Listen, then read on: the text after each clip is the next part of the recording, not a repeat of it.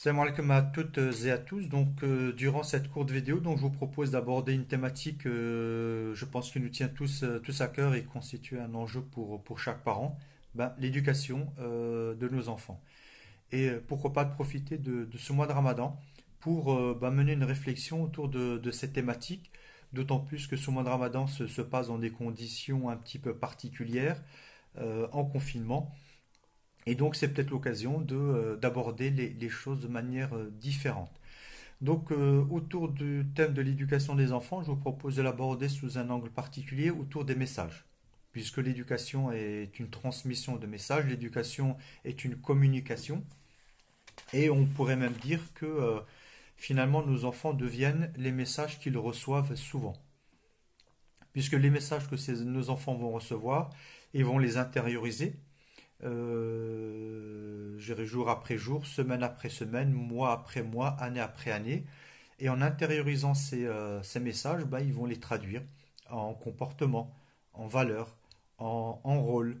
Cela va être traduit par des normes. Et donc, c'est pas neutre. Donc finalement, les messages qu'on envoie ont une incidence sur l'éducation de nos enfants, je dirais qu'on le veuille ou non. Puisqu'on ne peut pas ne pas communiquer, on ne peut pas ne pas transmettre de messages. Tous nos actes véhiculent des messages. Et finalement, cette éducation, pour pas la perdre de vue, elle est prise entre deux grands principes. Le premier principe, c'est que les enfants ont toutes les potentialités pour grandir. À leur naissance, ils ont toutes les facultés pour pouvoir poursuivre leur croissance. Mais seuls, ils ne peuvent pas le faire, ils ont besoin d'un environnement qui est l'environnement de la famille. Et donc, la famille va mettre en œuvre des stratégies éducatives, va mettre en place des pratiques éducatives. Et donc, la famille, d'une certaine manière, va canaliser les potentialités de ses enfants. Et donc, il est important, finalement, d'avoir conscience de ça en tant que parent, que nos enfants ont toutes les potentialités, mais ce sont nos pratiques éducatives au sein de la famille, mais pas que, puisqu'une fois qu'il sera grand, il y aura aussi la société, mais essentiellement au sein de la famille, qui vont canaliser ces potentialités. Donc il y a une forme de responsabilité en tant que parent sur la manière de développer, d'aider l'enfant à développer ses potentialités. Et donc cette socialisation, elle est au cœur de ce processus éducatif. La socialisation, donc je vais rapidement revenir sur cette notion dans cette vidéo, puisqu'elle est au cœur de la thématique.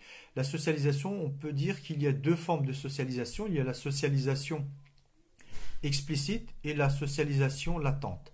La socialisation explicite, c'est celle que les adultes, vis-à-vis des enfants, mettent en œuvre des stratégies explicites. C'est-à-dire, c'est organisé, c'est structuré, c'est des cours, on sait ce qu'on veut leur transmettre, on le formule, ça peut être l'école, etc. Et donc, on est dans une forme de transmission explicite. Par contre, il y a aussi une forme de socialisation qui est latente. C'est celle finalement qu'on produit tous les jours. Nos gestes, nos paroles, nos comportements, nos réactions, nos humeurs, notre rapport au travail, notre rapport aux autres, le type de relation qu'on entretient, la manière dont on exprime ou pas nos émotions, notre rapport à l'école. Donc, tous ces comportements, toutes ces réactions de notre part, finalement, vont permettre à l'enfant de poursuivre son éducation. Donc, à notre insu, cette socialisation latente est un élément majeur dans la construction et l'éducation des enfants. Donc, il est important qu'on puisse en prendre conscience. Mais la socialisation, on peut aussi considérer qu'il y a deux grandes phases. Il y a la socialisation primaire et la socialisation secondaire.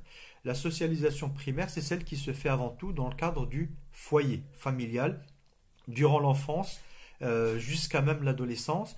Et cette socialisation est essentielle, cruciale, voire déterminante pour la suite de nos enfants, puisque c'est là où on va installer les fondamentaux, c'est là où on va installer les repères qui vont permettre à l'enfant ensuite de s'appuyer dessus pour grandir.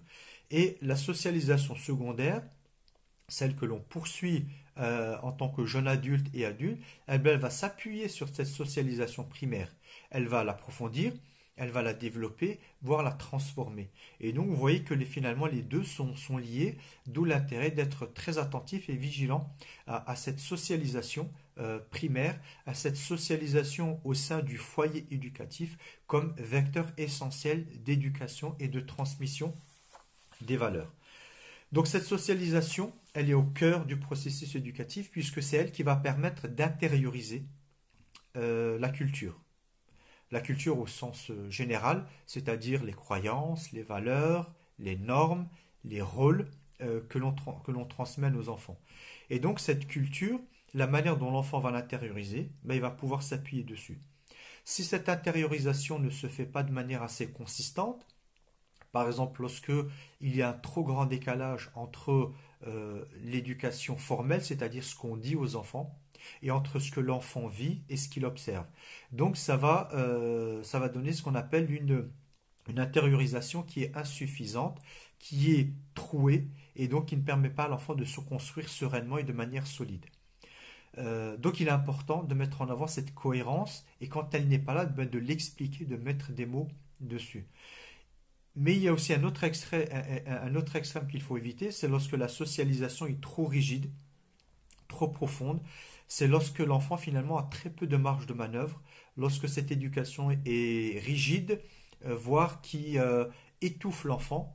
Et donc finalement, l'enfant va être dans une démarche de soumission, de suradaptation, et il ne va pas pouvoir développer ses potentialités. Voilà ces deux extrêmes à éviter dans le processus éducatif.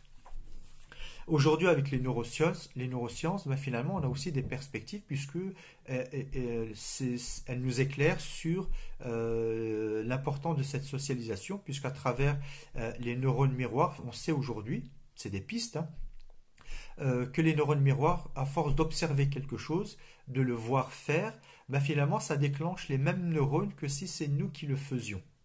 Donc comme quoi finalement ça impacte. Ça a un impact en tout cas sur le processus éducatif de nos enfants lorsqu'ils voient, lorsqu'ils observent un certain nombre de choses et surtout lorsque l'observation de ce qui est devant eux se répète et devient une habitude. Et donc finalement, malgré nous ou grâce aux neurosciences, ben, chacun d'entre nous est un modèle éducatif pour les enfants ou en tout cas à l'occasion, à l'opportunité d'être un modèle éducatif pour les enfants. Et ce qui est important, c'est pas tant ce que nous disons que nous transmettons, mais c'est surtout ce que nous faisons, ce que nous sommes, la manière dont nous vivons. Et c'est ça qui va peut-être marquer davantage l'enfant dans son processus éducatif que lorsque ce qu'il va lire ou ce qu'on va dire. Ce qu'on va dire, ce qu'il va lire, finalement, il va l'étayer, il va l'asseoir sur ce qu'il a observé et ressenti au sein de son foyer. Donc, il est important durant ce mois de Ramadan, et donc j'invite chacun d'entre nous à réfléchir finalement au type de message qu'on souhaite transmettre à nos enfants, quel type de personnes on souhaite qu'elles deviennent lorsqu'elles seront adultes, mais également de réfléchir à la manière de pouvoir transmettre ce message, puisque la manière, les modalités de transmission sont également importantes, et il ne s'agit surtout pas de transformer ces demeures, ces foyers en salles de classe. Ce n'est pas l'objectif et ce serait certainement contre-productif, mais de faire en sorte que nos demeures deviennent des lieux de vie, des lieux d'expression où on offre à nos enfants l'occasion d'avoir des modèles éducatifs devant eux qui leur serviront de repères et avec lesquels ils pourront grandir. Donc bon courage et que chacun d'entre nous fasse bon usage de ce mois de Ramadan.